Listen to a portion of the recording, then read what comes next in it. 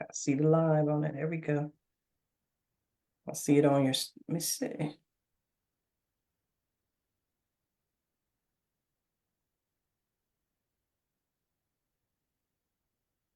Folks, if you are tuning in, please share, share, share. Take this opportunity, take this time to share this stream across all your platforms. We will start live at 5 p.m.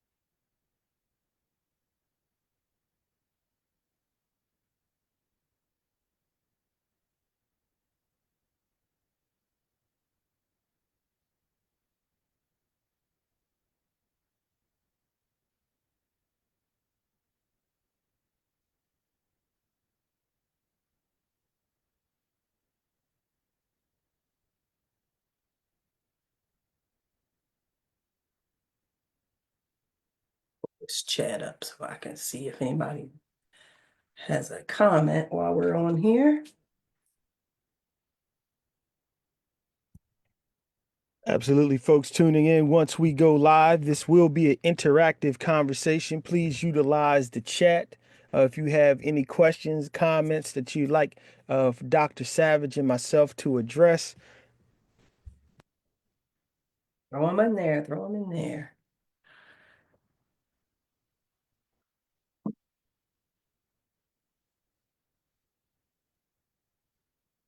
I like those stars in the background, Mr. Howell.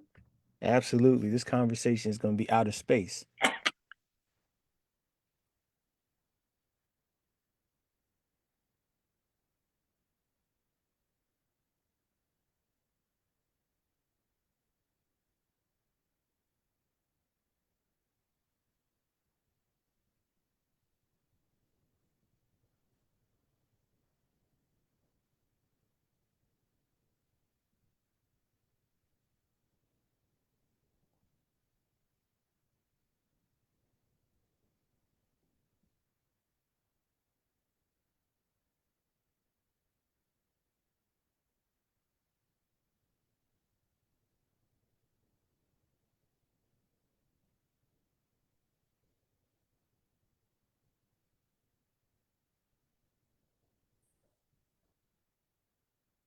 How much money we've made so far on this. Let me do an update.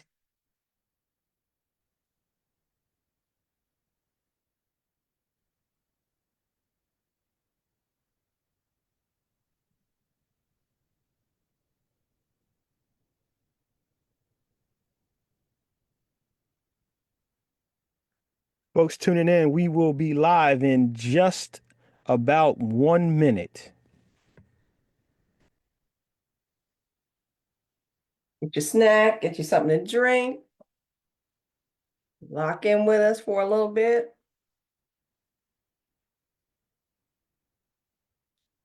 Wow, have you seen the updated gross figures, Mr. Howell? I have not. I will wait. I will wait until you drop them.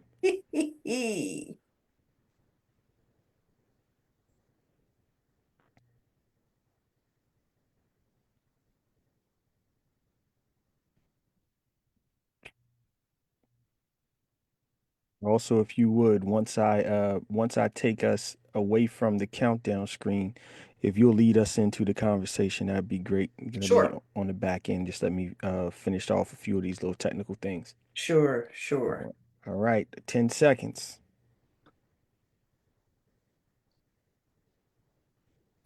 Three, two, and we're live. All right, all right. Well, good evening, everyone. You are here to talk about sinners. First of all, happy Mother's Day to everyone, every mother figure. Happy Mother's Day. We hope you are enjoying your day.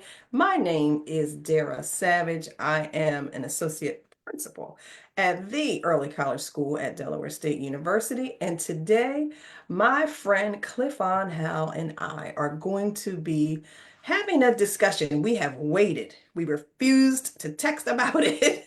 We refused to talk about it until today, because we thoroughly enjoy chopping it up on things like this. Again, I am Dara Savage. I am a cultural awakener by intention and by choice. This is my page, not my work page, not my work thoughts, not my work comments. This is all D-Sab. Mr. Howell, you want to give your introductions and your disclaimers before we start? Hey, good people.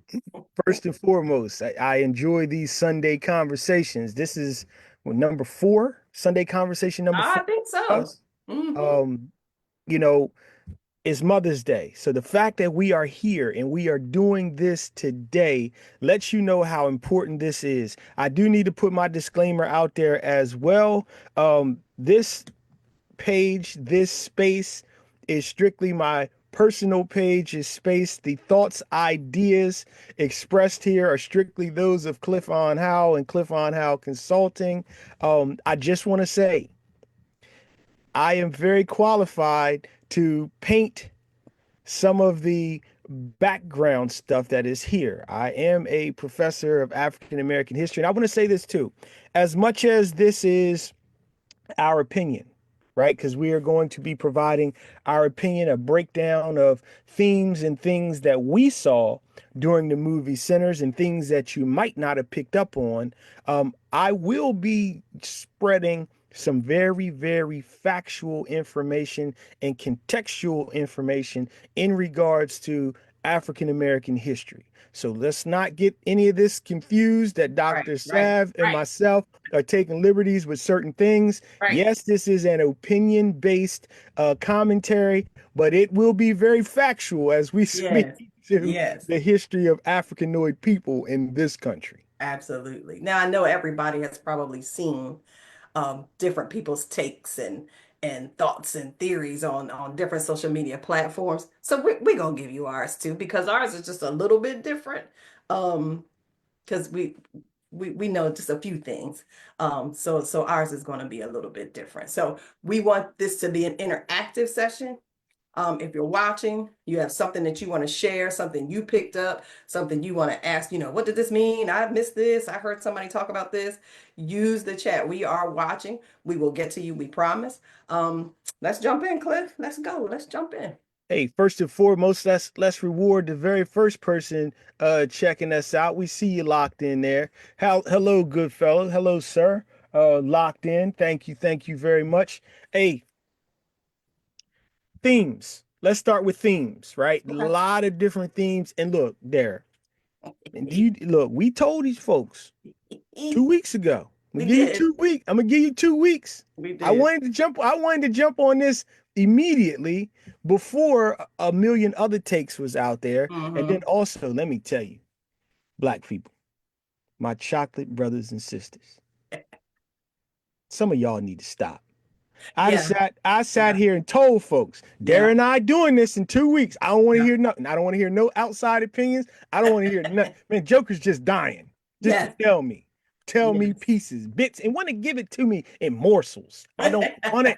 I don't want it. Like, look, didn't I tell you that we gonna be breaking this down live? I don't want to have anybody else's influence in my thoughts. I want to Right. have an exchange with Yeah. Dr. Savage, boy. Yeah. Yeah. But I know the excitement around it. It's the excitement. And so Wait, as but we Cliff, before we start with things, I just need to do an update. let's do it. Um, as of May 11th, that's today, Sinners has grossed $283.3 million. Wow. Wow. and that's important. Yes. That's important because of the way in which he shot this movie.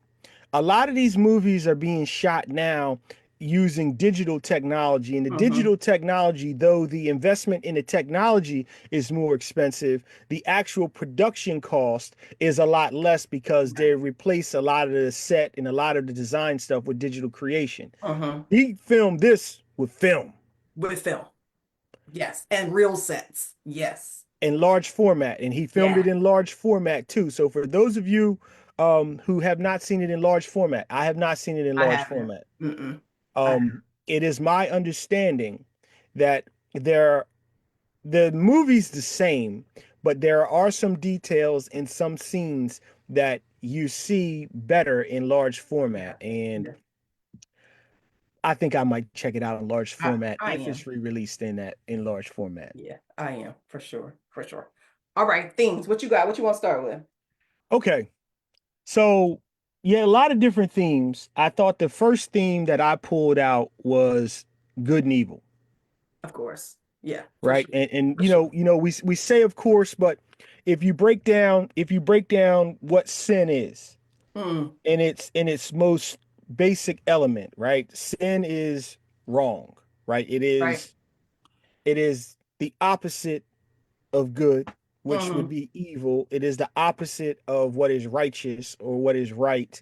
So, in its very basic element, it's about wrong. And I thought that a theme throughout here was pointing out the wrong in everybody. I was gonna say in lots of things and lots of people. Mm-hmm. Yep, Mm-hmm. yep, And the duality of that right and wrong, of course, is played out with the twins.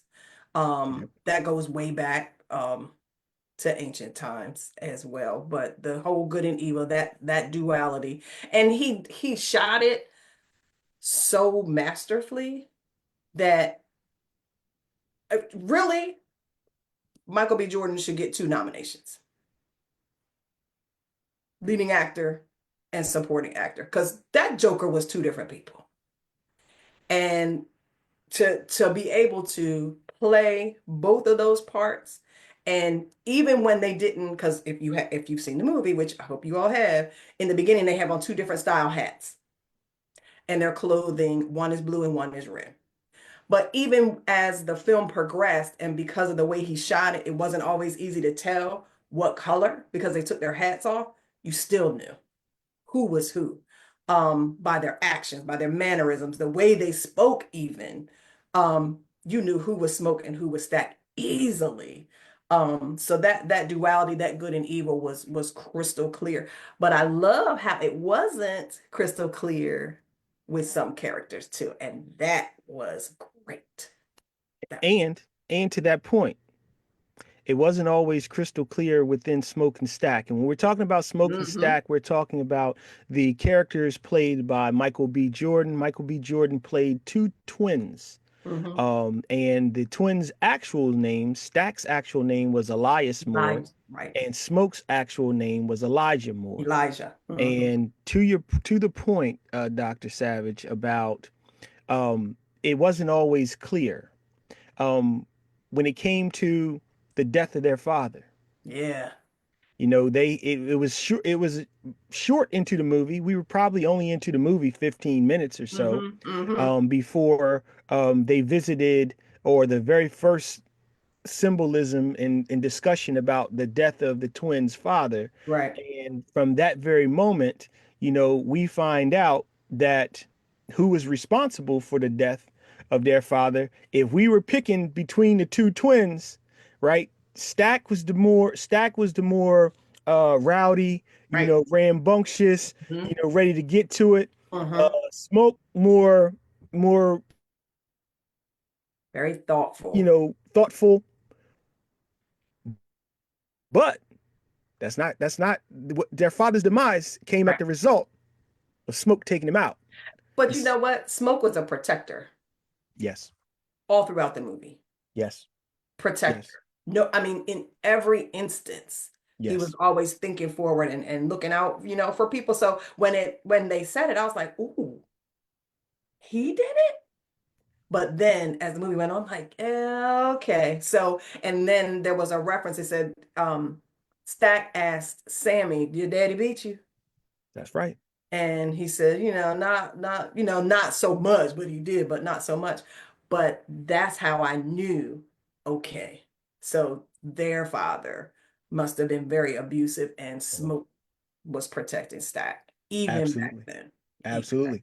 But right to our point, right? And this just goes to show you the depth of this character, the character development and the depth of the thought that Coogler put into this movie, Mm-hmm. right? So you just said, we both kind of set Smoke up to be more cerebral, right? More thoughtful and more intentional, Dr. Savage. I know what you got. While Stack, when Stack was turned into a vampire, Stack made the reference upon Annie being killed and foiling their ultimate plan for them all to live Yep. eternally. Mm-hmm. A Stack made what statement about Smoke? I wouldn't be you without me. But Or he you would. also, but he also said after he killed Annie, and he said the whole plan is messed up. Okay, He okay. said you got no vision, You got no vision. and we know Smoke got all the Got vision. no vision. He said Got you no got vision. no vision. God. Just the depth, and it just goes to the conversation you and I are having, that even within these characters, there is there's this duality, and they're twins. And Yeah. so for people who are tapped into knowing and understanding what the synergy is between twins, just masterful. Beautifully done. Masterful. He had to do a lot of research, and I'm not surprised. Um, with not just the twin aspect of it, but all of the cultural ties and the deep African practices. He had to do a lot of research. And even about the Irish folk, he had to do some research there too. Um, but he's really coming into his own as a film artist, because he is an artist. He doesn't make films. He is an artist. This is art. And it's you could tell he reads, because the now I'm put my English teacher on real fast. The motifs and the archetypes and all the things that he used, the trope characters, all of that. That Joker reads. And when you read well, you write well. And he wrote the heck out of this thing. He really did. Absolutely. He really did. What theme did you want to tackle? What theme did you want to tackle next? So I said Okay, I thought one of the themes was between good and evil. What's another a theme you wanted to let's hit? do the music and get it out the way, because it's huge. Let's do it. And it's the scene that everybody talks about. But Talk about the scene. Talk about the scene. the scene of it all, and Cliff, I had heard people talking about it, because I tried to block it all out. When this scene played, this was when it first started. I'm watching like this, and my mouth just started, and I sat back, and I couldn't take. It's almost like I couldn't take it in. He connected sonically and visually music from Africa to the ones and twos, and threw the Asian in there too, because they played a big part of it. It was, I could have left at that point, because I said, this Joker is getting ready to take me on a ride like I have never been on before. Just from that scene, he had Sammy starting, and the way that he shot it, it was one take. And it just went around and around and around. He had hip hop in there. He had girls in there twerking. He had people doing the Lindy Hop. He had slaves doing ring shouts. He had uh um Griot circles, griot circle. I mean, everything. Everything. And then the Asians came in with their long flowing Geis- costumes, because the their part geishas. was integral in the movie, and in historically it was integral as well. That scene alone should get him nominated for movie of the year. Yeah. That scene So alone. so to this theme, to this scene, and to this theme, first and foremost, music.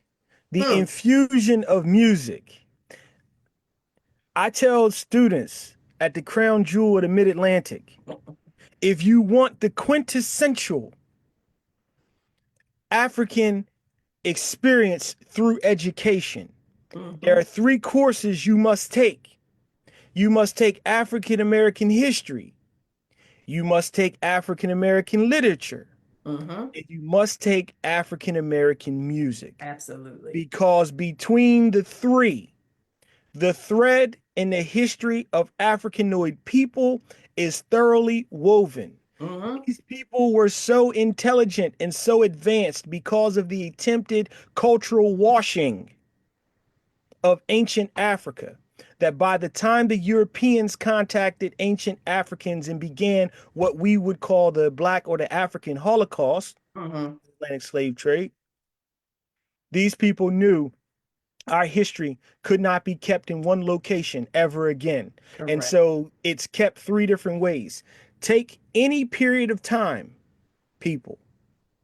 If you want to know what the African American experience is during Mm-hmm. any period of time, Yes. pull the literature written at that time and pull the music, For the music. and they will tell you the story of what is going on with Absolutely. African Americans at that time. Pick any Absolutely. random year. Pick 1913, for example. Go to Google and Mm-hmm. put what are the top music songs in 1913, written by African Americans or composed by African Americans, and then go and say the same question and ask for literature written by Mm-hmm. African Americans during that same year and line them up, and they're telling you our No, history. the same story. They're telling you our history. They are. They are. It was all through this music in various levels, Yep, not just telling the story, but music even as a conduit for absolutely. things. Music even as, because really, that's what Remick envied, was the power that Sammy had through that music. That's what he wanted. And people talk about, oh, the seven deadly sins were in there, and Remick was, mm-mm-mm. He was envy because he said, that's what I want because your music can call your people together. Look at, I can't do that. That's what I want. That's why I want you because you can do that for me and I can't do it. Again, try and take what we got and use it for themselves. Yes, yes, yes, yes. Let me do this. Let me do this. Let me do this because I don't want to leave there. You're there. I thought you were great. I thought you were going to hit it. I'm gonna pull because I know we're gonna do it later. I know we're gonna pull back. So when the movie first starts, and y'all put that damn popcorn down. I know they tell you to Yes, get your popcorn ready. yes, When the movie first starts, y'all, yes. from the very first scene, right? Mhm. He's telling you, Telling you what happened. it opens with him talking about the power of music. Yep. And they talk about some people have the ability through music to transform time and to travel Mhm. throughout time. Those people are special. And Yes. then he runs down in different parts of the world, like you said earlier, Dr. Savage. He showed Africa, he showed Asia, he showed North America, and he's Mhm. pointing out in North America the indigenous people of North Mhm. America. Okay, and then he showed Africa. Hey, I'm taking y'all on this ride. I'm going here already. The out of Africa theory teaches us that when the first Africans to leave the continent of Africa, traversed through Asia. Yep. Those are Asians. Folks, when we talk about the cultural hub of Europe, the cultural hub of Europe is not Britain. It was generally what today we call Ireland. Yep. And the indigenous people of Ireland were short Africans, descendants of the Twa people. Yep. And the reason that I'm pointing this out, when we think about folks of Irish descent today, one of the things that sets the Irish apart from many other Europeans is number one, they're noted for being shorter in Or, stature, mhm. right? And then the curly hair, right? Among among bone straight haired people, Right. Irish people do not are not as known for having bone straight hair. It's the Correct. curly hair. Folks, we see enough miscegenation in enough biracial children today to know and understand that that curly hair is usually the influence of kinky haired people, right? Correct. Not to be confused with nappy, to be Correct. confused with kinky haired textured people and straight haired people. Mm-hmm. Also, that red tint, that thing that folks have called ginger, Ginger. We were just talking about. right? Right? The ginger tint. The ginger tint Mm-hmm. requires those folks with that jet black hair and folks with blonde hair. Okay? Now, that ginger tint does not just reside in Europeans. No, no, no, no, no, no. Among our culture, isn't it something that those folks from the South refer to as dirty reds? Dirty Reds. That's right. And you only get the dirty reds when you get some mixture Mm-hmm. of the dark black hair and something else. It is what it is. So he's there, and Remick in all of his we're gonna say native spiritual um musical offerings, right? Mm-hmm. And they talk about rituals, right? Mm-hmm. Mm-hmm. He got a banjo. Well, Oh he's yeah. got a banjo, Oh not a yeah. guitar. Oh He got a yeah. banjo. Hey, Y'all, that banjo is what tell them where this banjo the comes from. banjo originated in Africa, good people.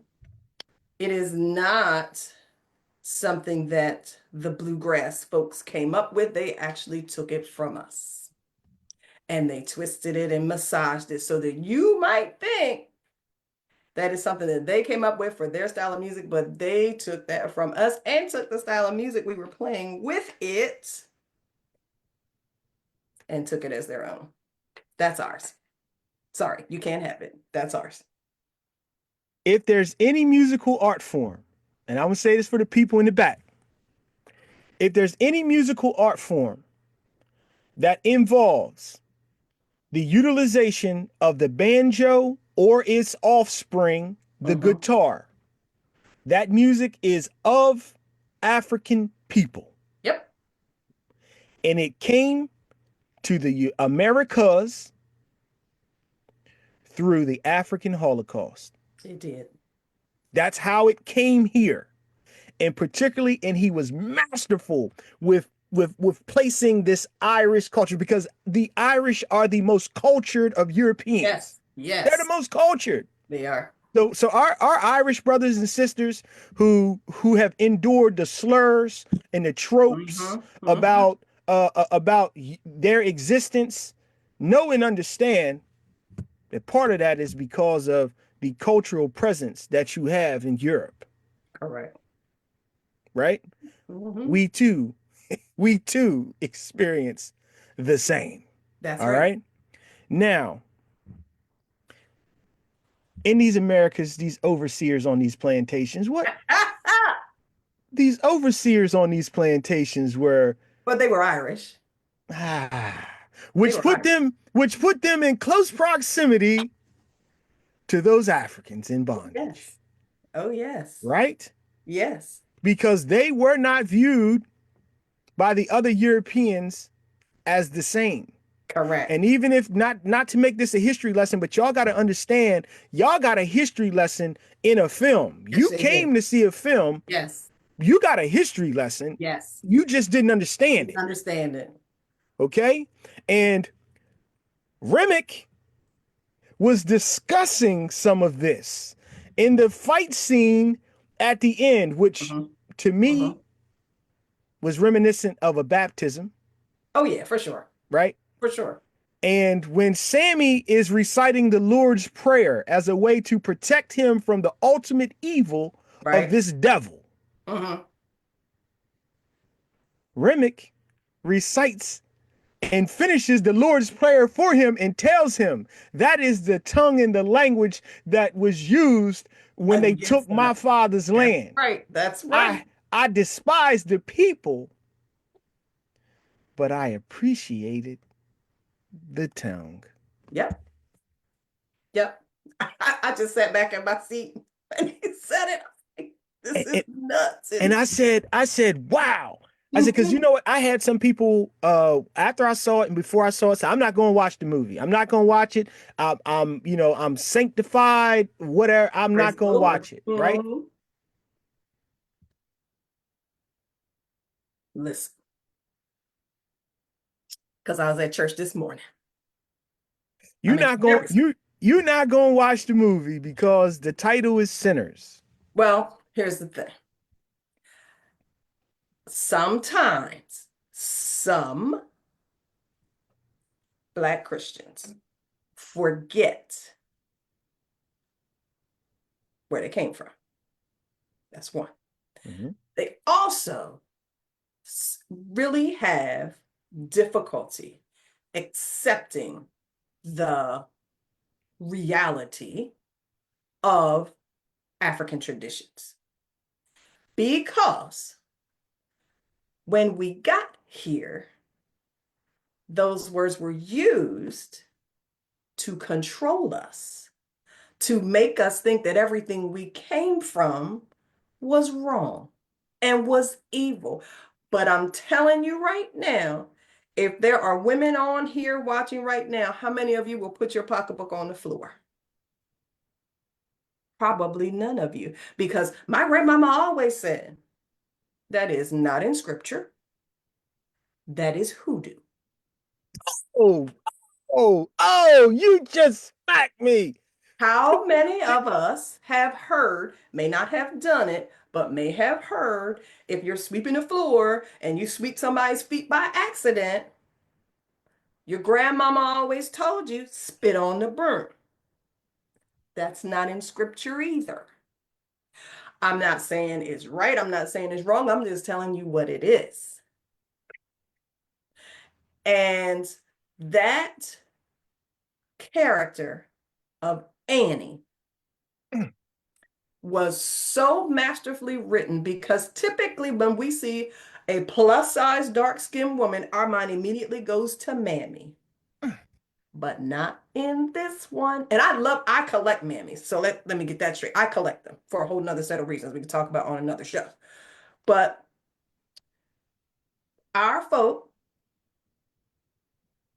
see a lot of our folk see everything that is not what we grew up believing on Sunday mornings as evil and as wrong and as of the devil.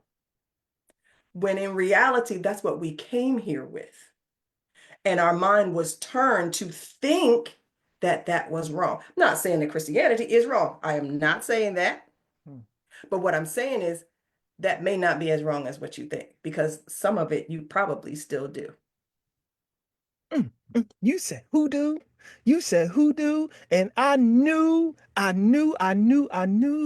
you are so educated. Not voodoo. You said Not hoodoo. voodoo, not Yeah, voodoo. be- Now, and that's why a lot of people love New Orleans. I love New Orleans. It's one of my favorite cities.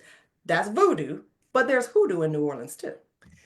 and my understanding is voodoo was essentially the Europeans didn't like the African centered hoodoo, and they didn't understand what was happening. And because they didn't understand it, they just like, look, let me say this. Let me say this. And I really, really had to sit back, right? When folks are just like, nope, I'm not doing that. Mm-hmm. I'm a good Christian. Mm-hmm. Me too. Take in what you want to take in. But you learning from the slave Bible. I'm just I'm gonna keep it a Hey, bean with you. it You is. learning from the slave Bible. And the reason I know you learning from the slave Bible, even though they gave you Exodus, right? Even though you're learning the book where Exodus is put back, Christianity originated in Ethiopia. That part. And so, when I get on these woke people, right? And not to use woke like Trump and them use woke. Oh, No, no, no, no, no. I'm talking about really I'm woke. talking about the people who are too woke for their own good, right? Mm-hmm. Mm-hmm. And these folks get to talking about Christianity was beat into us. No, no. Yes, it came with violence when the Europeans brought violence along with it, but it did not come from them. It wasn't beat into us. A lot of those Africans recognized the stories in the faith system that the Mm-hmm. Europeans were pushing and presenting Mm-hmm. to them, but Mm-hmm. they also knew what was missing. And what was missing was what the Europeans didn't understand. Mm-hmm. And a large portion of that is the hoodoo that Dr. Savage is talking about. See, voodoo, they make you think it's this black, this sorcery, right? Right, right. It's Black people, magic, yeah, sinister. and they're messing with the dead.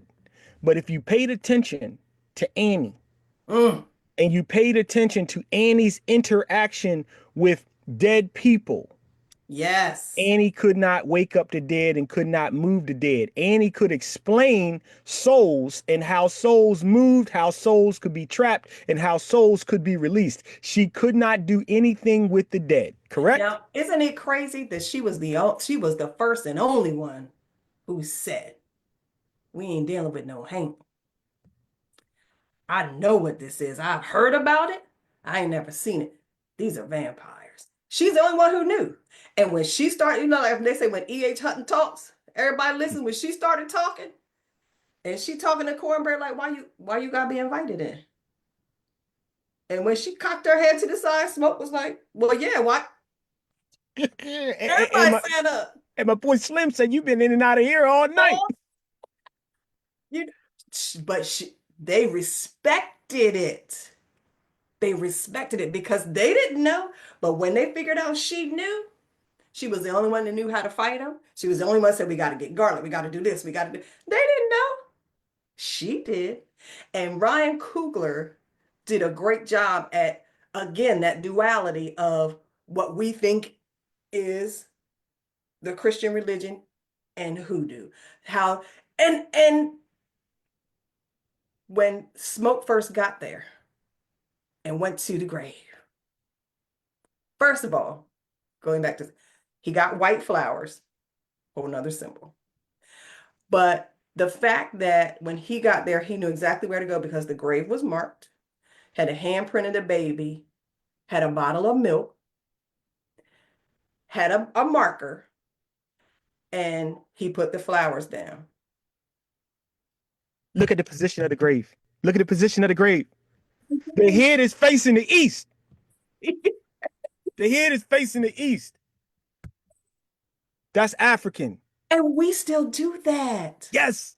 Especially when we lose children, we still do that. We have all been on social media and seen pictures where they put toys, they put windmills, all these things for the baby because if we now I'm not a cemetery goer because my loved ones are not there according to my faith. So what am I going to go there Mhm, for? mhm.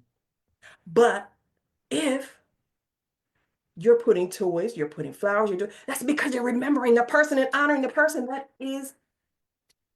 that's an ancient practice that we still do. So all of that stuff is not necessarily bad or evil. It's No. what we came with. It's part of who we are. And we were taught that it was wrong. And Yes. that's so unfortunate. I'm not saying that it's right. I'm not, if you notice, I have not said that it is a religion. It is not. They are African practices that we brought here and have somehow intertwined with the faith that most of us practice. It's all in there. It's in there. And it's in the movie. It's And in Annie there. said, or she asked him if he still had that hoodoo bag, mojo bag. Yep. And he said yes. And he said, you're doing all this, you're doing all this. Why didn't this work to save our baby? Because she couldn't. Couldn't. Because she couldn't. She And she couldn't. told him, I don't know. I don't know. But she But couldn't she because the knew. baby was already dead. That's right. She That's couldn't. right. And so for y'all who watched the movie and didn't understand this, right? that he's teaching you, right? This is a deviation from what you've been told, Mm-hmm. right? Because Dr. Mm-hmm. Savage said hoodoo, not voodoo. No. Voodoo, they give you that negative connotation. And speaking there, right? Let's get into this cultural thing, right? Because now we touching on New Orleans or Nolans. Yeah, Okay. I love it there. All right, people. And I told you I was going to be giving y'all historical connotation here. When we think about this African Holocaust, please don't think about 1619, right? That's just when the English got involved, right? It was far before that, right? We got the Portuguese get involved with Columbus in late 1400s, right? We've got the Dutch, we've got the French, we've got the Spanish. The English are last. One of the first cultural hubs in what we call today these United States Mm-hmm. was the French occupation of what is today Louisiana. Louisiana crosses hands multiple times between Mm-hmm. the French and the Spanish before coming into finally settling in English control. And part of this exchange between French hands and French law and Spanish hands and Spanish law, along with the miscegenation of the people, Right. right? We got to talk about, and Dr. Savage and I talked about this before, particularly when we talked briefly about the Beyonce show, and we talked Mm-hmm. about Beyonce being a Creole. Rio. And Mm-hmm. we talked about where the Creoles came from. Y'all gonna have to go back and look at that video to figure out where they came from. But time stamping and dating so that you understand these cultures and how come New Orleans has so much culture is because when the French had it, the French permitted the Native Americans, the Africans, and themselves, because Mm-hmm. the original French folks who came here didn't bring women. Right. So they were making a choice that they were either going to be homosexual or they were going to engage in sexual practices with Africans and Native Correct. Americans. And through that comes Creoles. Okay. Correct. But also because of French law, yet when the French had this piece, it was just an outpost. Mm-hmm. Louisiana was just an outpost along their other colonies, so they really didn't care what the people were doing. Y'all want to let them be have free time, so be it. Long as we making some money off of it, it's Right. cool. Right. Okay. So this is where this cultural hub comes from there. But I also want y'all to know and understand and why history is important, especially as it relates to this film. Ultimately, when Louisiana will rest in the hands of the English, Mm-hmm. it will come with the Louisiana Purchase. Correct. The Louisiana Purchase will also bring us Mississippi. Mississippi. Mm-hmm. Okay. As it relates to the theme of music that Dr. Savage talked about earlier today, two, the first two major musical art forms that are deemed strictly American Right. is jazz, Jazz. born in New Orleans, and blues, Blues. which is born in the Delta. People argue about which Mm-hmm. which was which, but the blues, which is born in the Mississippi Delta. Mm-hmm. Also, when this movie starts, and so that y'all know and understand, it Mm-hmm. starts in 1932, Mm-hmm. y'all. 1932, you're looking at the Great Depression. Correct. You're also you're post Reconstruction, Right. but you're at this ugly period post Reconstruction where the movie Birth of a Nation has come out and it has painted African American men or black men as having an Mm-hmm. insatiable desire for white women, Yep. and the only way to control them is to put them down. Yep. And by put down, I mean to kill them. And so we've got open lynchings happening. Well, you've also got the Great Migration There you go. taking place. There you And go. many of you have learned about the Harlem Renaissance and you learned about the spectacular jazz clubs in Harlem. What y'all need to know and understand is at the same time the Harlem Renaissance was happening and jazz was exploding in New York City. You had the same thing happening in Chicago. And Mm-hmm. Chicago actually had more black people at the It did. time. Mm-hmm. Okay. Um, And what went to Chicago was the blues. Yep. You had the same type of literature. You just did not have the authors who became famous Right. like Right. you had in Harlem. Right. But you have the same thing. And this doesn't happen without these people leaving the South and going and migrating to the North. So he's weaving their story, and he says they had been to the twins went to Chicago, They did. and Yes. they were in Chicago during Prohibition, Uh-huh. and they basically got the Italians and the Irish. They Yes. pitted the two of them against each other, It stole their stuff. stole their stuff, and came back. So they did the reverse. They Right. did the reverse migration. So I don't know if people were picking that up, They did. but And Sammy said to them, remember he said, y'all don't have Jim Crow up there, right? And they're like, yeah, it just looked different, yep, but it's still there. yep.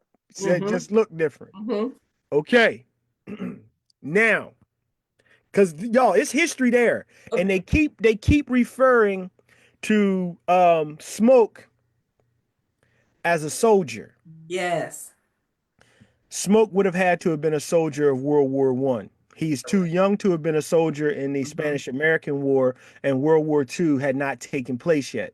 So Right. Smoke and Stack would have basically had to have been draftees probably right at the age of 18. I mean, we Mm-hmm. don't know, it doesn't say what their age is right there, but Right. we know they had left Mississippi for Mm-hmm. 7 years, 7 years. Yeah. came back, and they came back in 1932. 32. So they left in 1925. All Right. right. Now, what I need y'all to know and understand from a historical standpoint is in World War One, you had a large contingent of blacks who joined the military because they wanted to demonstrate and prove to Americans that they were Oh. patriots and that Mm-hmm. they belonged and loved this country in Yep. hopes that if they were willing to shed blood for this country, that this country would give them rights and privileges Right. associated with being a serviceman and being a actual citizen of this country. And when they Right. returned, what they returned home to was a situation that was uglier than what they had experienced over in Europe. Mm-hmm. And so we have to understand that Smoke and Stack have that disposition too. He Right. doesn't develop that. He doesn't Oh, develop that. no. But the way they call him a soldier, and the way the fact that they were a soldier is used at certain times in the movie Yeah. to get him to Mhm. move and to get them to act, you Uh-huh. have to understand that that is there, that is Mhm. present. So y'all got to know he's a World War One. He had to have been a World War One vet, Right. Right. which is why he would have had the guns too. That part. There you go. That There part. you go. Now it's funny that you say you talk about the Harlem Renaissance and the Great Migration and the reason people were leaving the South and moving north. One of those big reasons was the Klan. Absolutely. And I loved the spin he put on Klan in this movie because when Remmett first got to the house with the man, the wife and the husband, Hmm. he he peeped in and he's looking and he looked in and nobody said anything and they kind of looked and I was like, okay, where are we going? Where are we going, Ryan? And so then when fast forward when they came to the juke joint and somebody said, y'all Klan? He never said no because going back to the Irish, they identify their families or their kinfolk as clan with a C, not Absolutely. with a K. Absolutely. So when he did that little, I was like, oh, that was good. Because he never said no, but what he said just spun it like, oh no, no, no. We all want the same thing. We all want to live together. We want a fellowship and we want to, but he never said no. So Ryan just keeps dropping these little things about race and identity and how, you know, really the vampires weren't the clan with the K. They were a clan. They were a family, but not the clan that we think of when they say, "Are y'all a clan?" I loved how he did that. And And and I I just love stuff like that. I love it. and I took that scene. So what we learn through the movie is the vampires have to be invited in. Correct. And the scene that we're talking about is Ah, the Choctaw Indians have Remick on the run. hmm. And I will say this. I have to thank the one spoiler because I had a spoiler buddy that was really just trying to get me to understand. And I couldn't understand why, vampires can't be out during in the sun. Hmm. And how Remick, the Choctaw were chasing Remick, and it was close to sundown, which is why they knew they needed to get back. But Right. they had him on the run and they almost had him. Uh-huh. And though he was burning up, Yeah. he was able to live in the sun. Just briefly. Because he had But to get that in was the be, house. but that was because Remick was old. And what was explained to me was that he was an old vampire. Hmm. That in Hmm. vampire lore, right? Because I'm not a huge vampire movie follower, Right. but the older vampires can withstand longer the things that would kill a young vampire. Yeah. Yeah. And so we knew Remick was very, very old.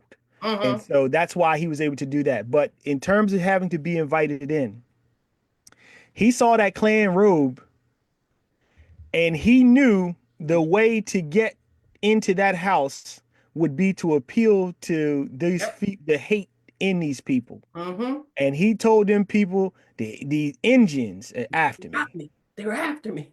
And these folks said, You sure that ain't no fair Fair skin, skinned Negroes. right? Because ain't no Indians around here for miles, right? Yes. Right? Yes. And he said, "Oh no, no, it's Indians, right?" And so they let him on in. That's all it took. Yep, and he back there doing what he do, while Hmm. she up front lying to the Choctaw Indian, They trying to help her. Trying to help her. They're like, crying. listen. Let let's explore this vampire. Hmm.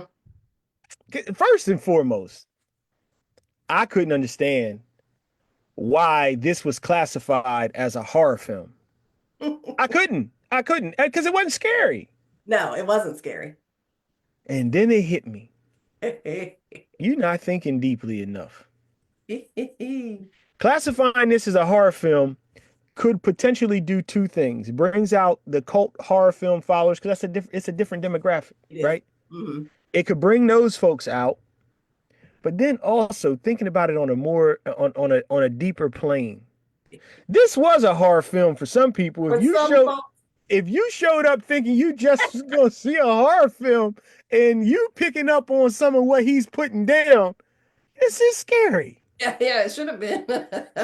This is scary. Hey, listen, this is how I know the occupant at 1600 Pennsylvania Avenue ain't really got hold of this because he be saying No. it's a DEI movie. Yeah, of course, absolutely. Oh my God, absolutely. Yeah, he be saying it's a DEI movie. Yeah, yep, for Yeah, sure. yeah, no doubt about it. That's how I know he ain't got hold of it. And that's how I know it's over his people's head.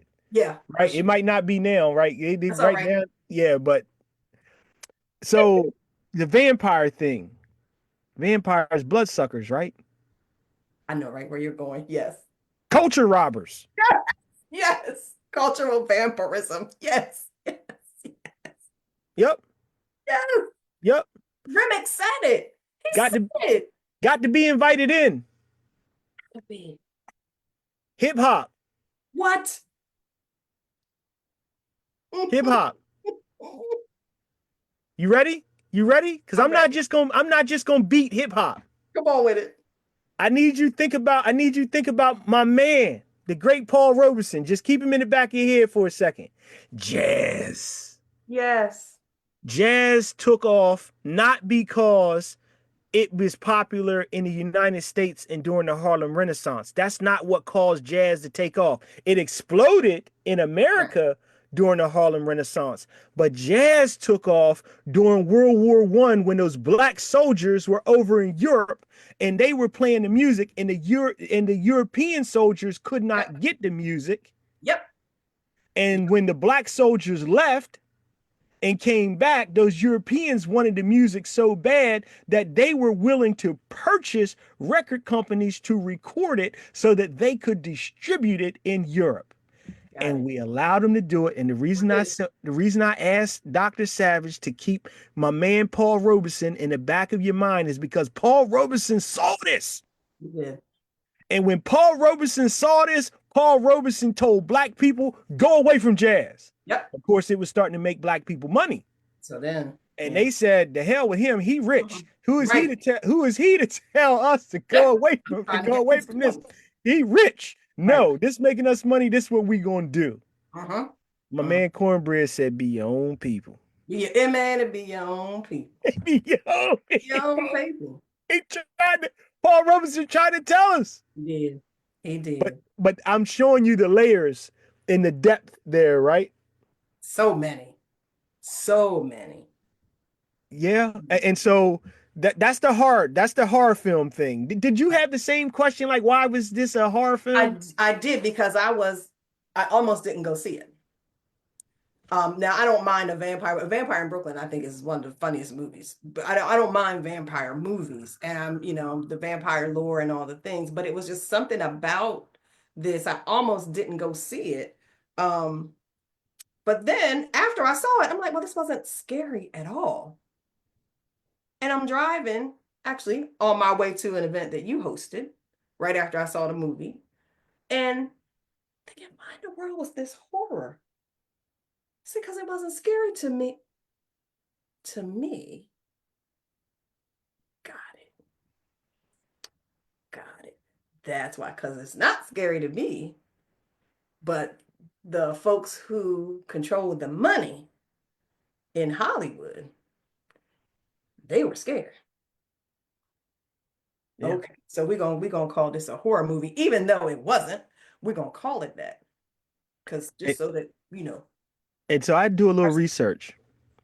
The genres that these movies go into is not chosen for them. The directors pick these really. genres. Yeah, it's not chosen for them. There's not some panel that says this is going to go into a musical genre, or this is Huh. not going to go into horror, or this is not going to go into comedy. They don't select it for them.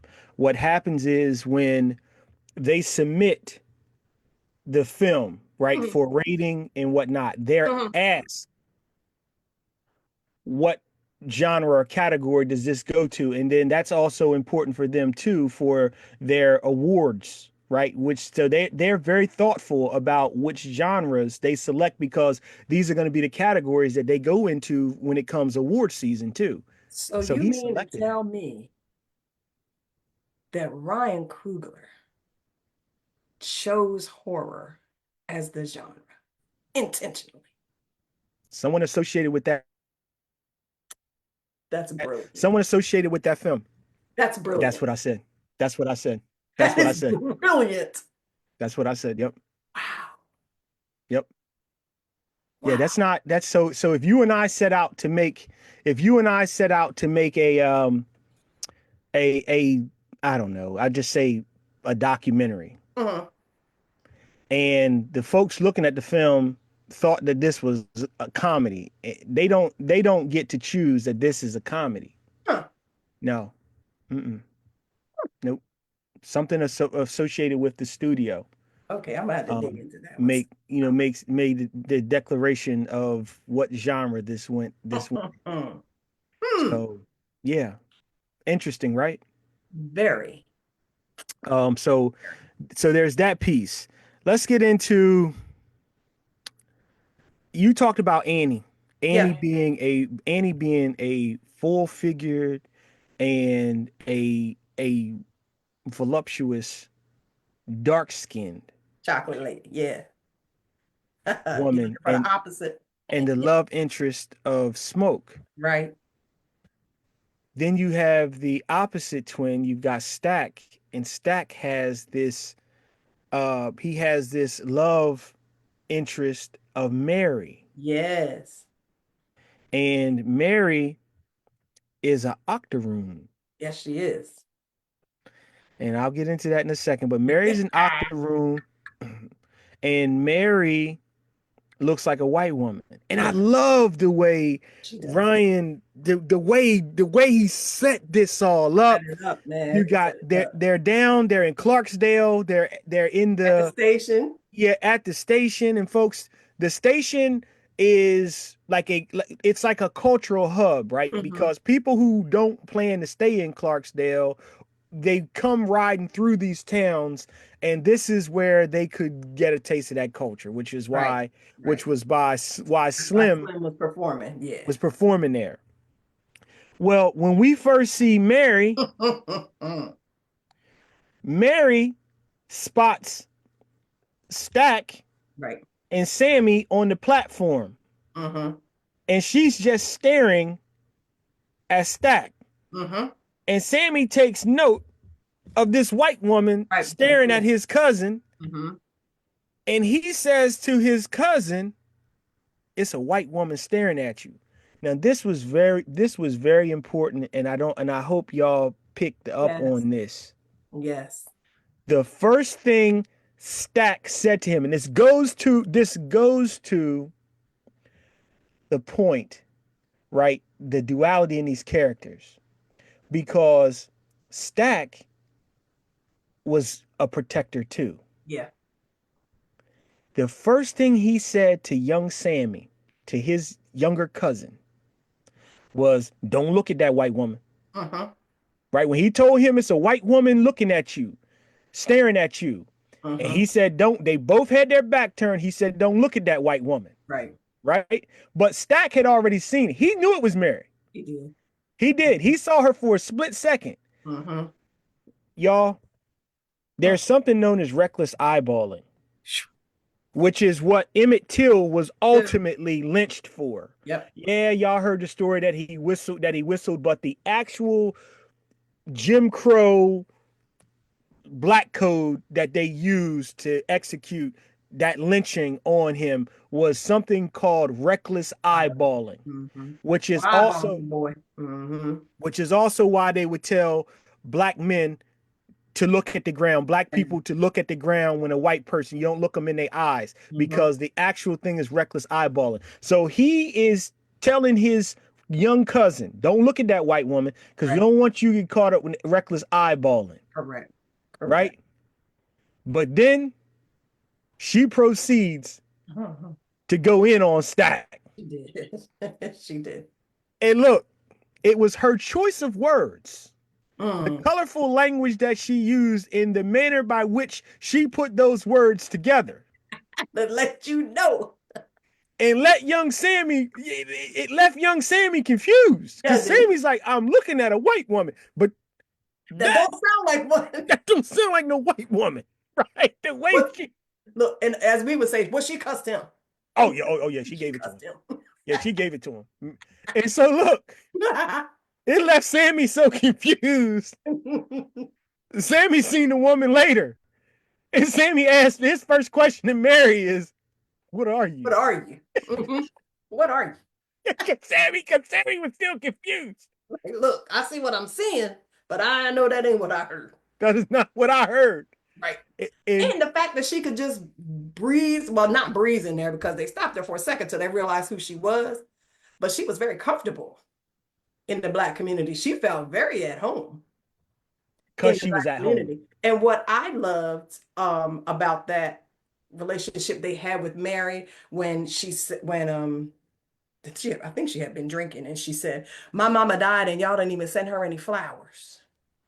And I can't remember who said it, Stack or Smoke. I can't remember, but he said, "I sent your mama flowers every week. Smoke, She was alive and she could smell them." smoke. That That was was Smoke, smoke. right? That was smoke that I said sent that. flowers. We sent flowers every week when she could smell So let me ask you this, because there's a lot of dialogue there. them. Mm-hmm. Because Mary also talks about their last encounter. Mm-hmm. Now remember, you just talked about that dialogue, that line of dialogue then. That was Smoke talking to her in the juke joint. Right. But Stack on that platform in Clarksdale is having a conversation with her. And she said, I just laid my mom to rest and you got all this money and you didn't even have the decency to come to her thing. Mm-hmm. And he said essentially what Mary says, was that all my mama was to you? Yeah. Was a warm bed? Uh-huh. Uh-huh. So Stack had a sexual relationship with her mom too, Mm-hmm. and then had that relationship with Mary. Now, clearly, Mary was younger, but now you got to stop and you got to think, because this had me thinking. It, Yeah. it, it had me Yeah. thinking, Mm-hmm. okay. And y'all heard me say that Mary was an octoroon. Yeah. Octoroon means out of her 8 closest relatives, only one only one was black. Mm-hmm. Okay. She said her mama's daddy was half That's black. black. Uh-huh. So that means she had one black great grandparent. Uh-huh. Y'all, Homer Plessy. Hey. That's he's weaving in Homer Plessy, the Yes. case out of New One Orleans, drop rule. which establishes ultimately, right? The one drop rule Mm-hmm. is the establishment of whether you are black or not. But Right. Homer Plessy also, that case also creates a separate but equal. Homer Plessy, by all intents and purposes, he did not look black At at all. all. At all. But he is your original Rosa Parks. Yep.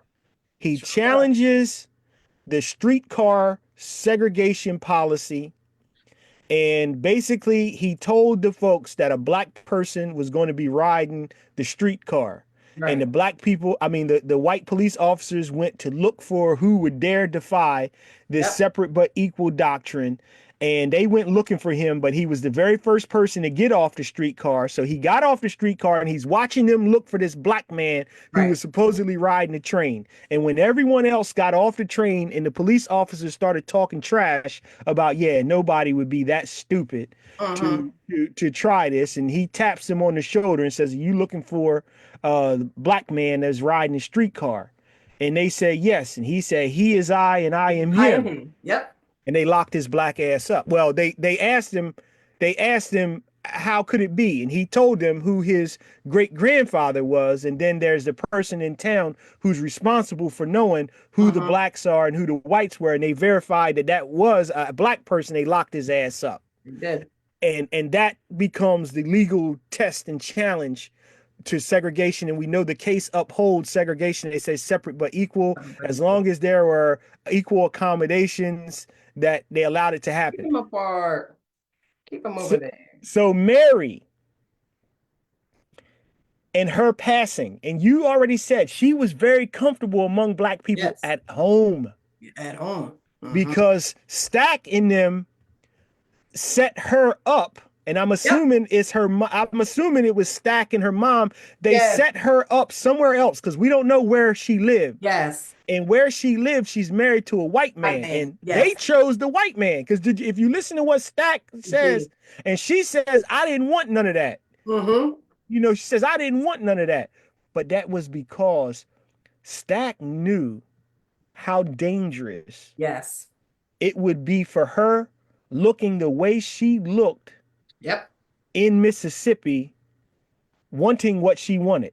Yes. Now, that And he takes said me, that. He said Mhm. it.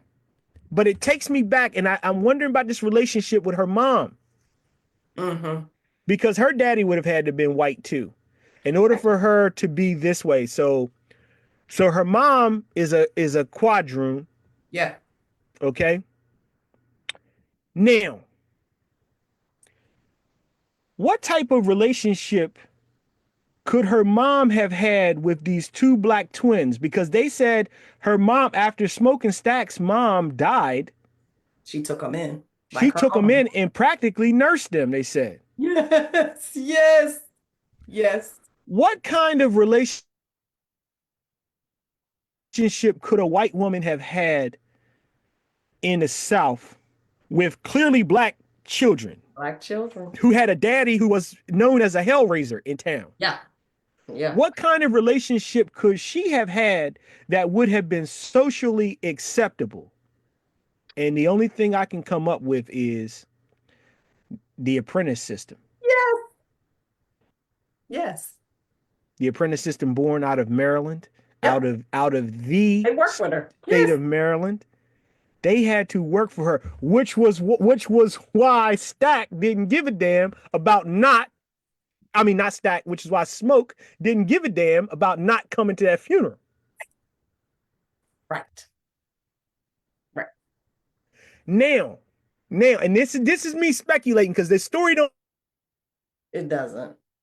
don't give you any of this. Mm-mm. This is me speculating.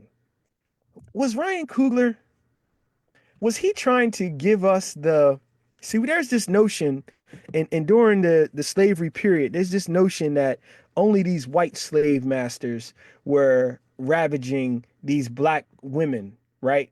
But we know, due to the data shows us, due to the numbers of mulatto children, and I'm using it contextually, so don't Yes. y'all don't be coming at me. I'm using Yes. it contextually. Due to the number of these mixed race children, that it was not just these white men having No. sexual forays with these black women, that there were white women doing it too. And we know this because We the know laws this. they passed. Oh, yes. And those The, big black bucks out there. Oh, yes. and then also the laws Mhm. which said that if a white woman was caught bearing the child of a black man, that she could be enslaved. Yep. There was no such law for a white man. Correct. Okay. So we know this was happening. So I was just asking myself, was he tipping his cap Of course he to was. the fact that some of these white women kept some of these blacks around for the sexual? Of course he was. Of course he Yeah. was. Again, people, he does not explore that. He doesn't explore that here. This is me using my understanding of the time, and that's why I'm like, man, there's so many layers, Oh my goodness. And so many listen, layers. I listen, I know we try to keep it at an hour and we're just a little bit over, but I need the people in your own time to trace the money in the movie. There's only really three times that you actually see money and it changes hands. Just follow it for me. And then it hit Yes, me later. Just follow it yes, for me. absolutely. Hit And me I later. mean, just for a second, let's talk about the very first time. Okay. Annie Hmm. and the kids who came in to buy Yeah. some supplies from Hmm. Annie, and they Hmm. had money that Annie created, Yeah. and Smoke was like, that ain't worth nothing.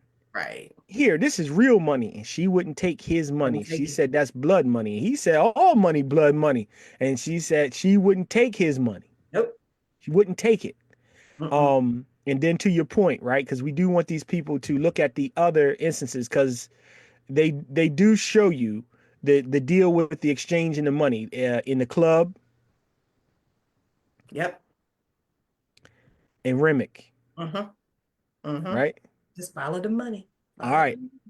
I also want to this money theme and sticking with history, the warehouse that they bought, and they noticed the floors were cleaned, and they asked Hogwood, Yeah.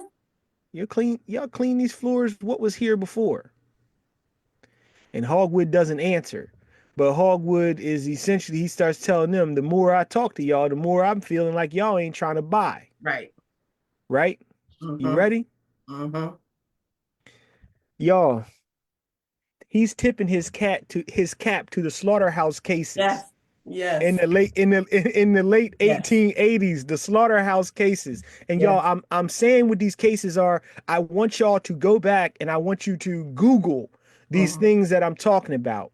And basically, the slaughterhouse cases are in New Orleans, because he stays, even though he's in Mississippi, Mm-hmm. he stays giving you the context of what is happening in New Orleans, Yeah. because Yeah. what's happening in New Orleans is crossing all over.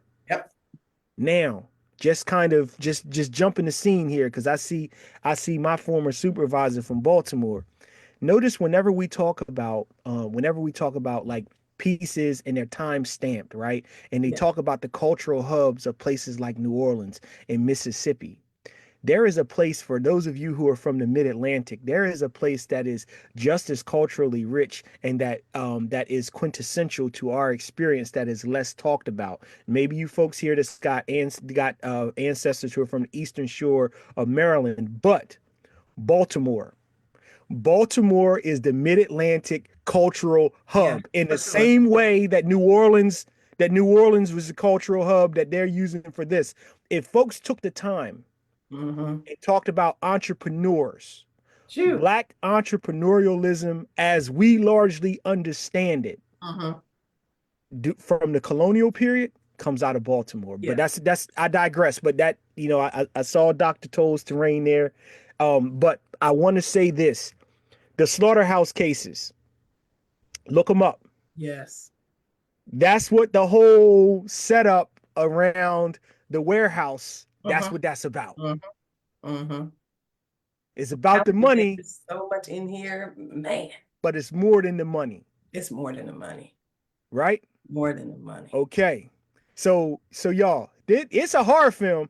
For these people want African American history out of schools and they want to take artifacts up out of the African American History Museum. This is a horror Oh film yeah, for sure. because this is what he's picking at and this is what he's getting at in town. Because you talked about when we opened this, the Asian Oh yeah. influence. Y'all, did you notice that in town the Chow family, they had the ability. Notice the store for the black people was on one side of the Yes. street, and the store for the white people On was the on the other other side of the side, street. And the only ones who were traversing back and forth were the for the Chows, family. Yep.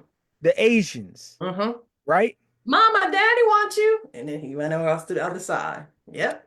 Okay, And you notice who worked on which side too. yeah, Mm-hmm. absolutely, absolutely. Now,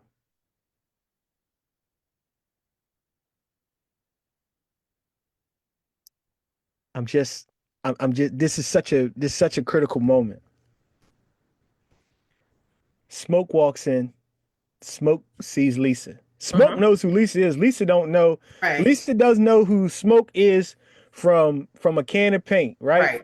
But because Lisa spends so much time on the black side, in the black store, and you Mm-hmm. can tell she's picking up on the culture in the black store, Smoke walked in and said,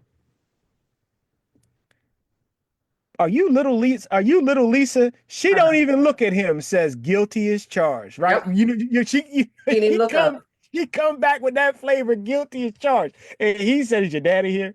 Mm-hmm. Mm-hmm.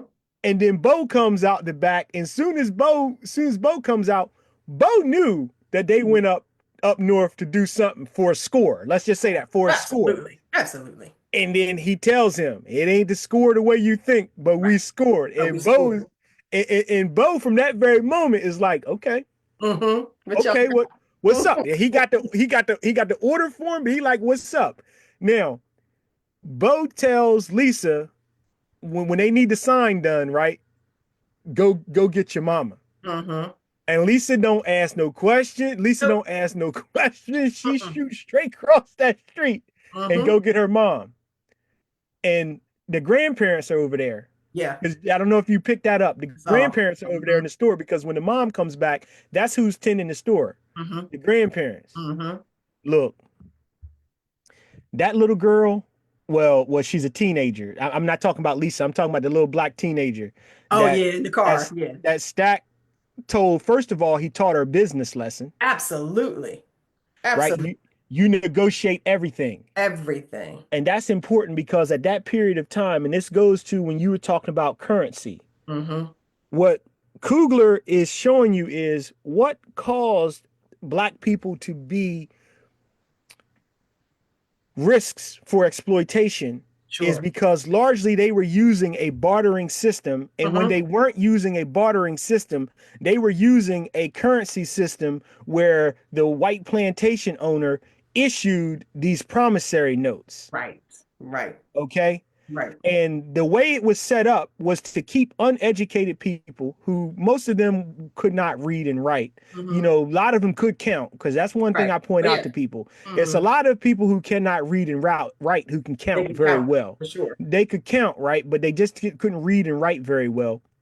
Well, the fact that they were using their own currency, that stuff made them subject to exploitation. Mm-hmm. And the Mm-hmm. fact that they didn't have legal redress, like if a person was cheating you, you couldn't take them to court and Right. say this person was cheating me because they're gonna kill you.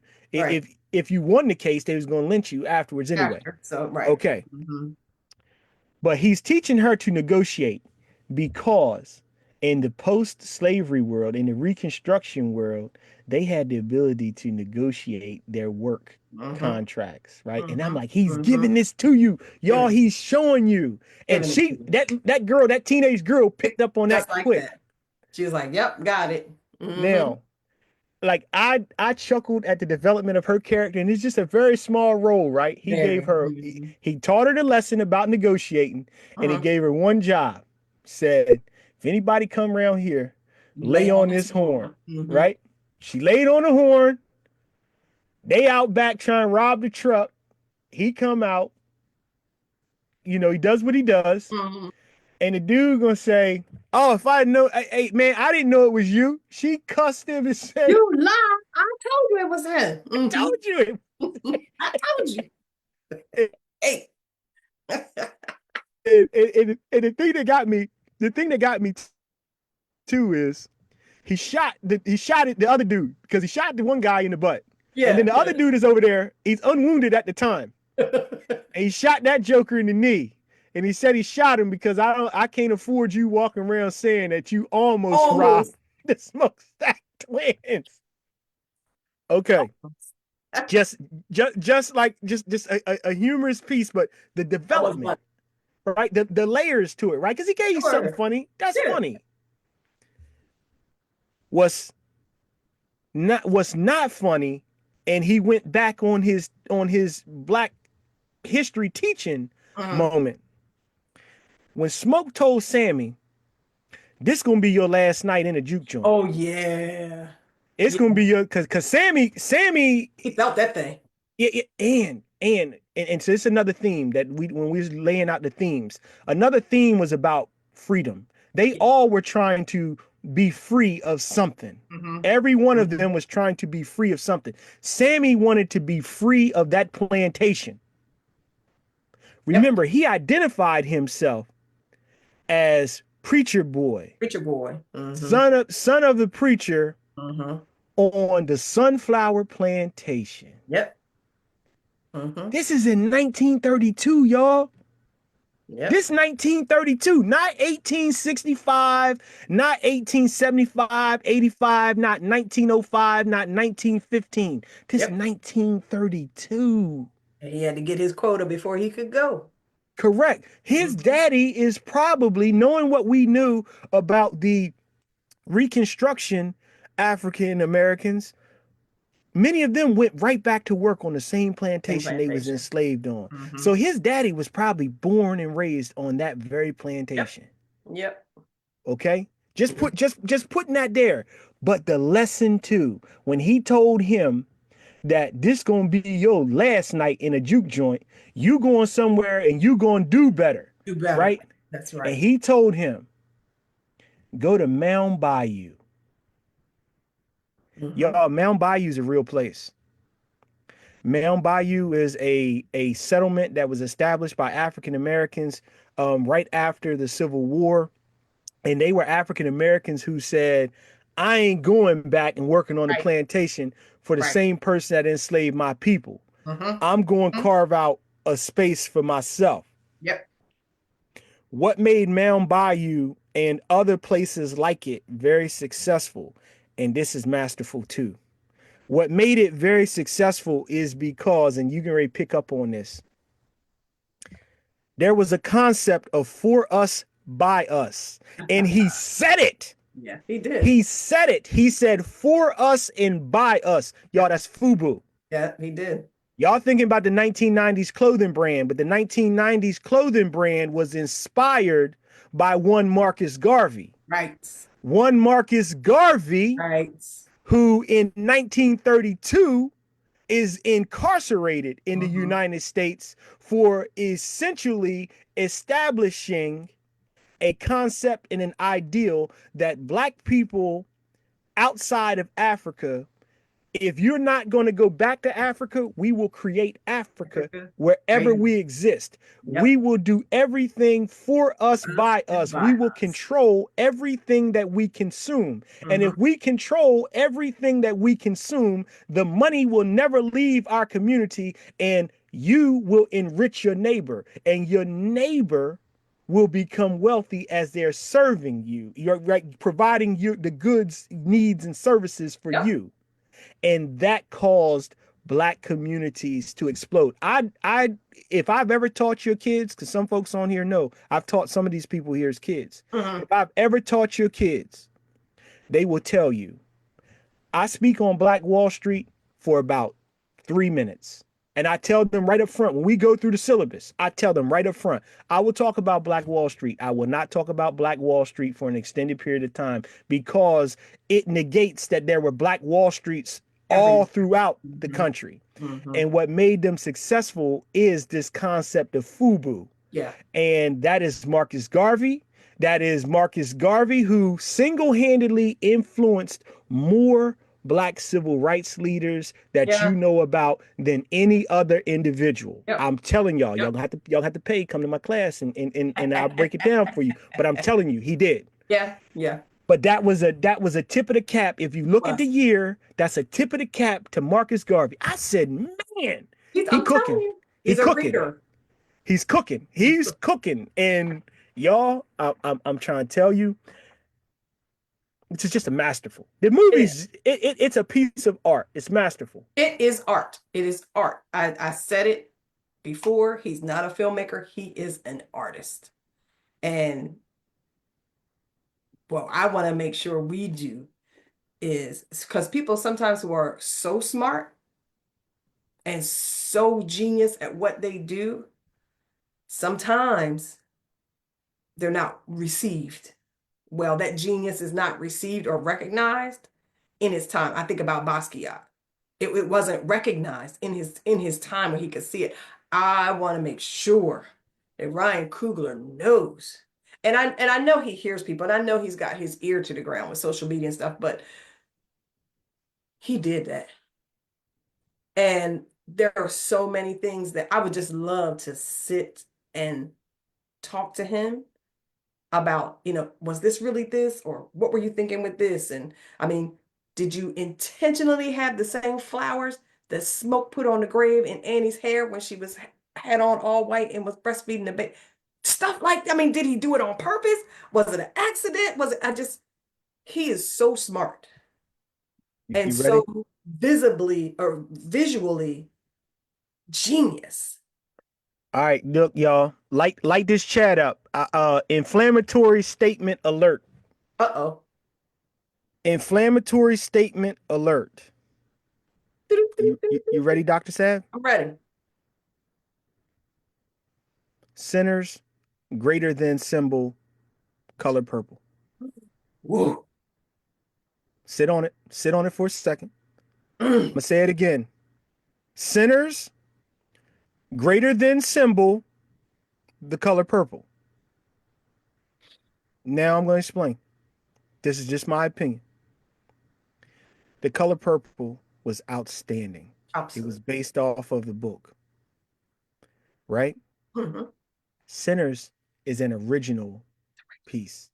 It's not adapted from any book, right? And I'm talking about as a movie, right? Mm-mm. I'm right because that's why I said I let folks know this is an inflammatory statement.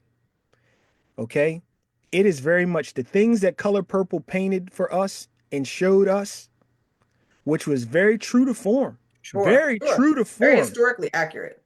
But who brought that to the screen? Hmm. It wasn't us. It was not. Steven Spielberg. Steven Spielberg did a masterful job bringing this story to the screen, but that was not us, which meant, and then also,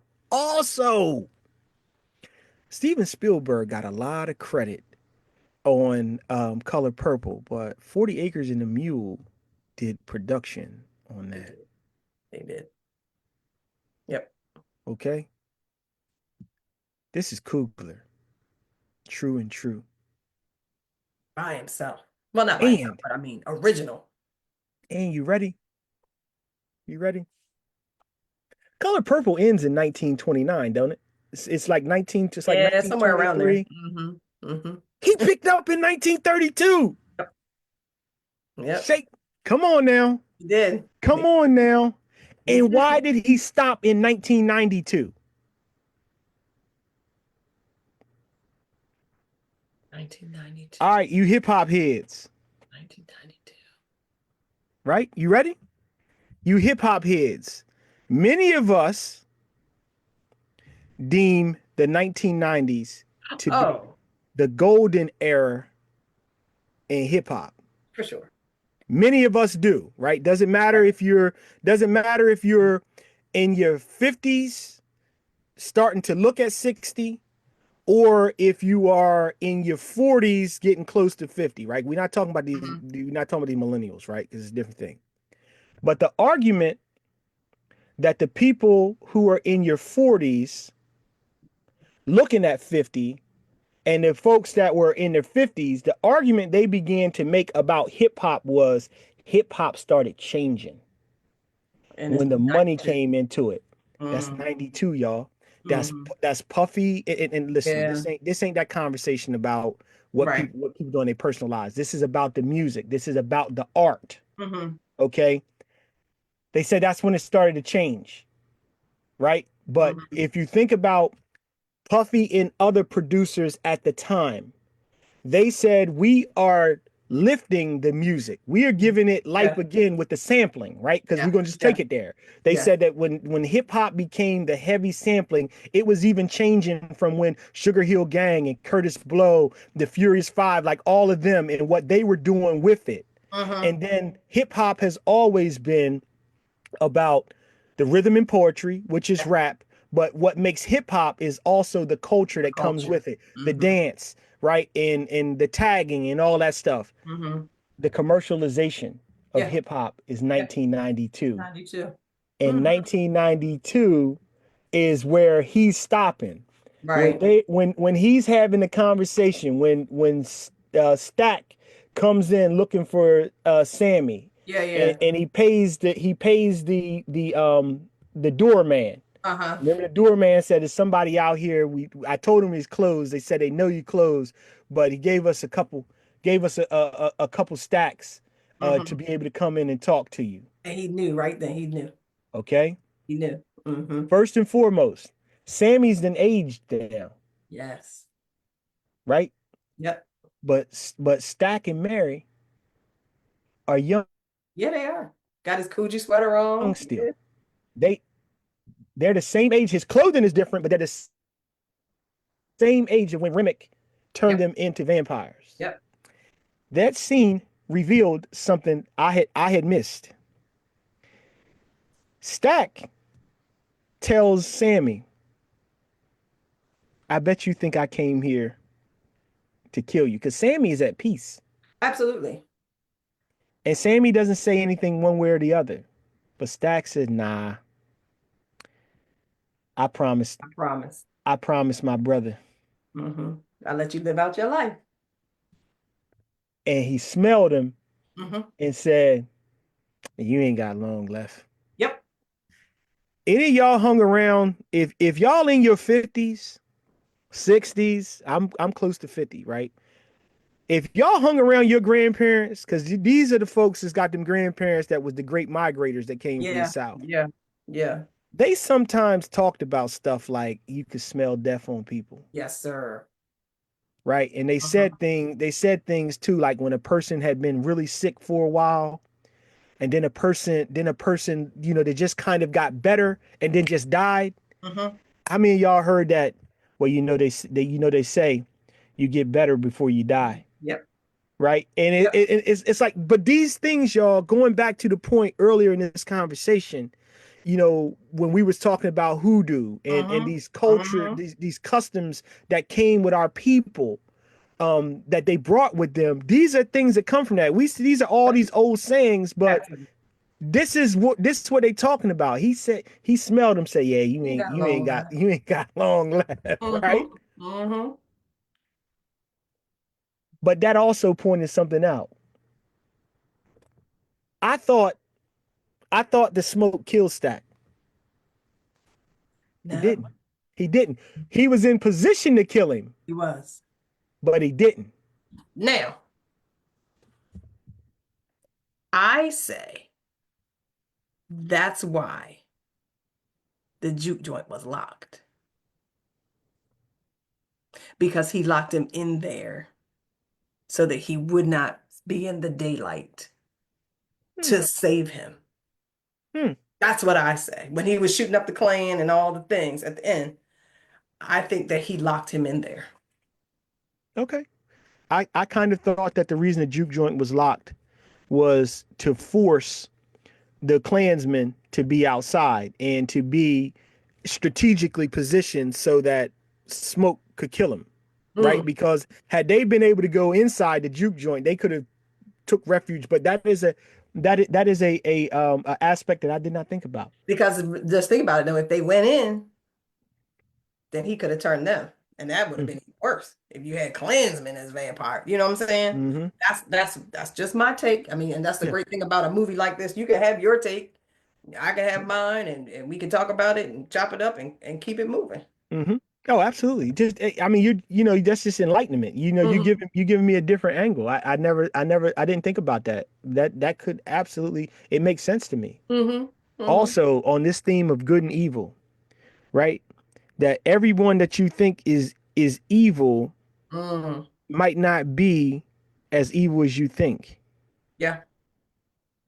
Remick told us that he has the ability, he knows everything that the people that he changes, he knows everything that they know. Yep.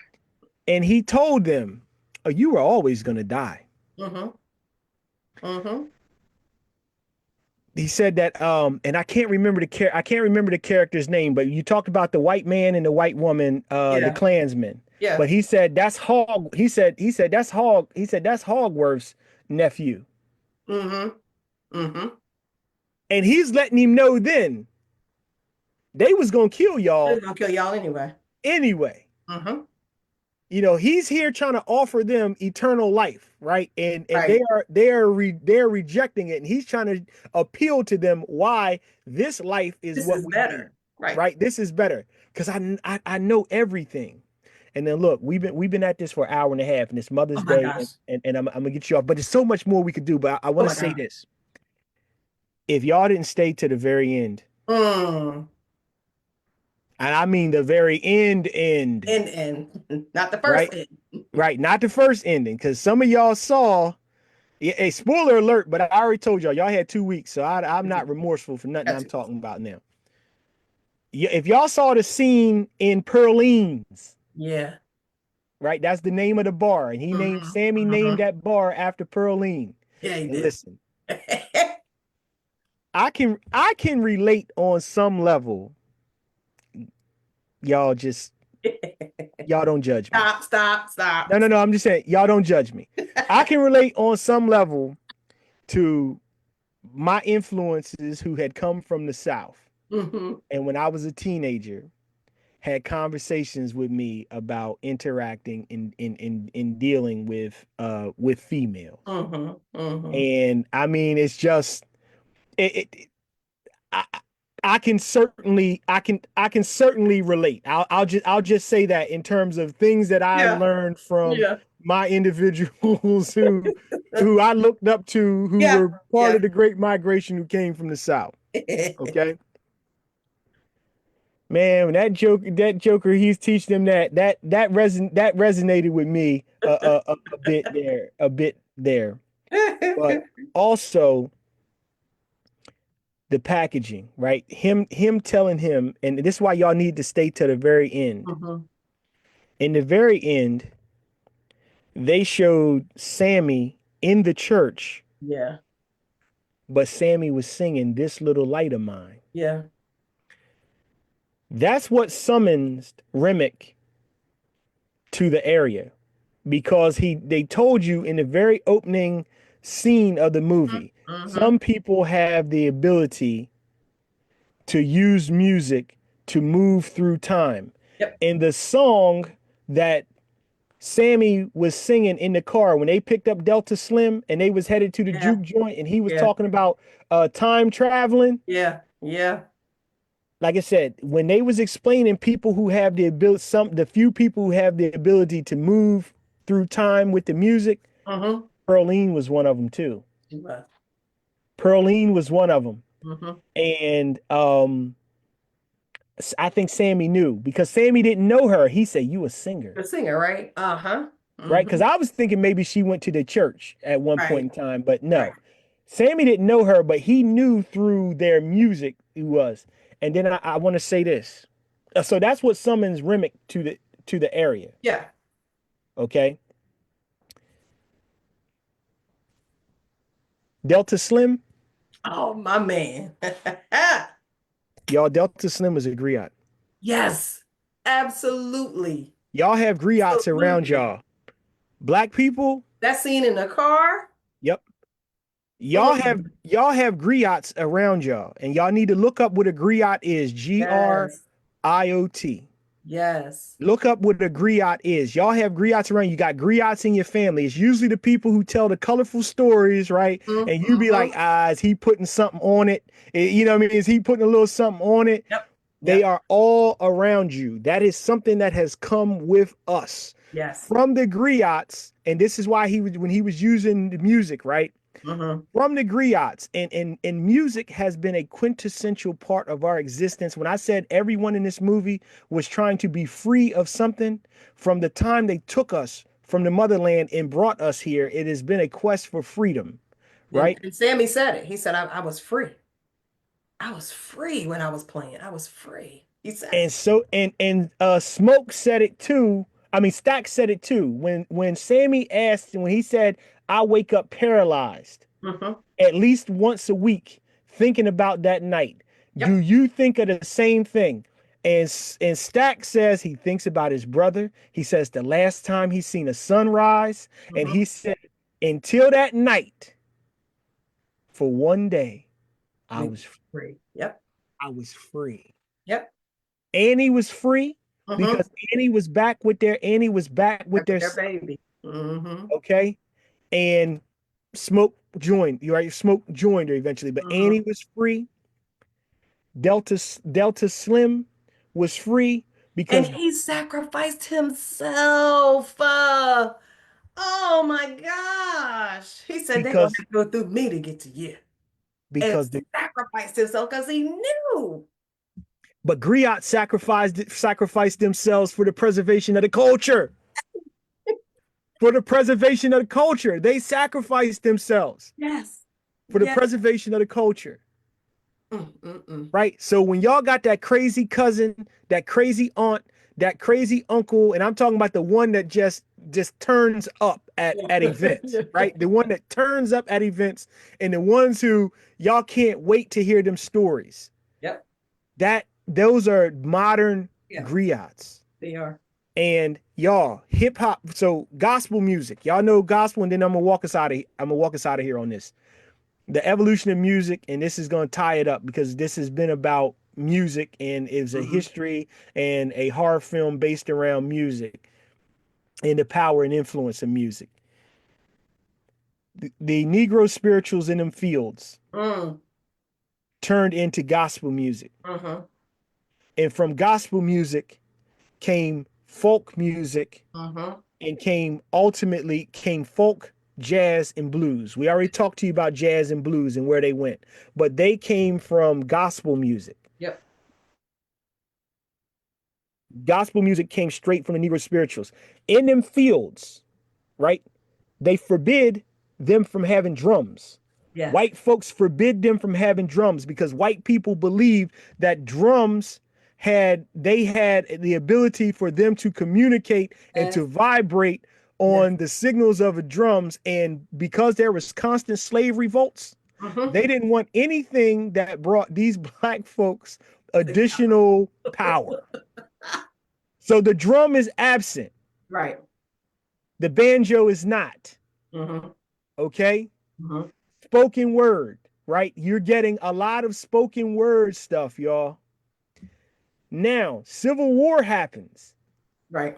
On them Civil War battlefields, y'all, especially with the North, they had little black drummers, Black drummer boys. Yep. little black drummer boys. They did.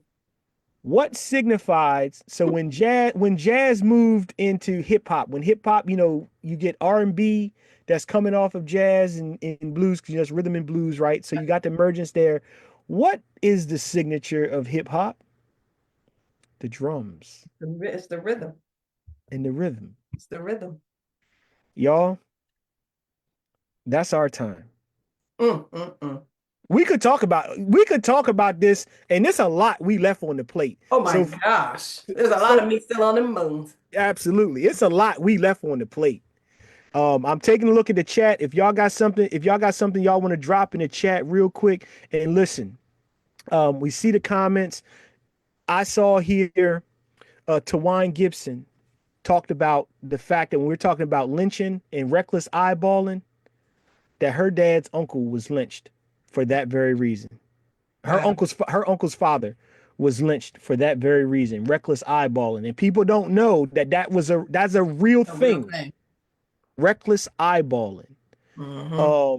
Um, I have heard that Coogler signed a deal. I don't know if it's true personally. I haven't independently verified, but I've heard that he signed a deal to do more off of this. I I'm heard going. it too. I saw it. Okay. Spinner's Universe. I saw it. All right. Listen. I don't know if it's true, but I saw it. Yeah. I don't. Like I said, I haven't verified that. My mind is open, but I felt that this was so masterful.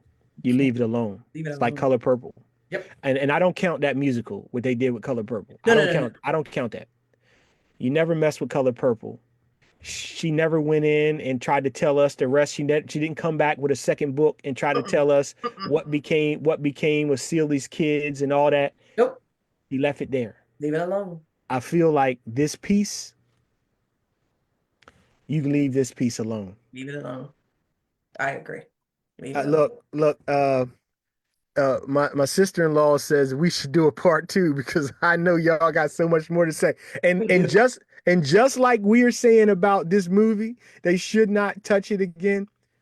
Dr. Sav and I won't touch this again. Now, People. now we gonna have conversation among each other Yeah, that y'all for just not gonna sure. be privy to. For sure. For sure. And so we're gonna take this moment and at the onset of this conversation, we were very clear who we represented Right. and who we did not represent.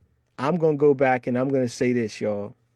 If you enjoy this commentary and you have children that are of middle school age and high school age, you really might want to consider your children going to the early college school at Delaware State University, because at the early college school at Delaware State University, your children will be instructed by individuals who have this type of cultural knowledge and who have the ability to contextually provide these types of details around everyday common things. I'm so mad this came out at the end of the semester Yeah. because Yes. I could have been a class. I would have been willing.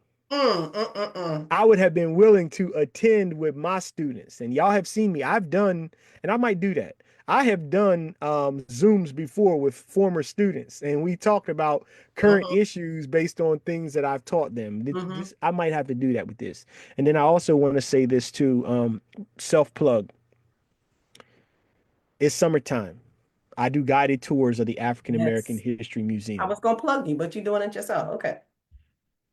If you see a value in an understanding of my knowledge in regard to African American history, you may want to book a tour of the African Mm-hmm. American History Museum. Now I'm Mm-hmm. going to tell you, to make it financially worth your time, get a group of more than 4 people and less than 25. It's the same fee. It's the same fee, but to make it financially worth your while, do that. And folks that have asked, well, why are you charging a fee? I'm charging a fee for a couple reasons. Number one, the crown jewel of the Mid-Atlantic is what gave me the credentials to Right. be able to walk in rooms and to speak as a professor of this. And there are students who pay good money for what I do. It would be unfair to that institution where I currently provide service to. It'd be Mm-hmm. unfair to give this away for For free, free. Absolutely. something that that they pay me to do and that they Mm-hmm. charge for. And then the other thing is because you appreciate it more if you pay for it. That part. All right. It's That part. been great. I love doing these with you, Me Dr. too. Sav. Me too. We did it. We did it. And y'all, I promise you, there is a lot of stuff still on the A table. lot. But don't look at what I'm telling you. Social media is good, but everything they say on there is not accurate. Don't, That's right. it'll give you something to think about, but you need to study for yourself and show yourself approved. Study for yourself. All right, Dr. Sav, take them out of here.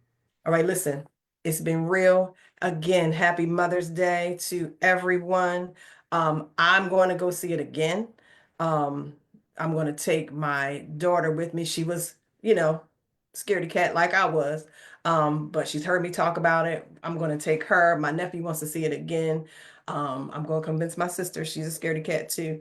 But this is what we need. We need more than just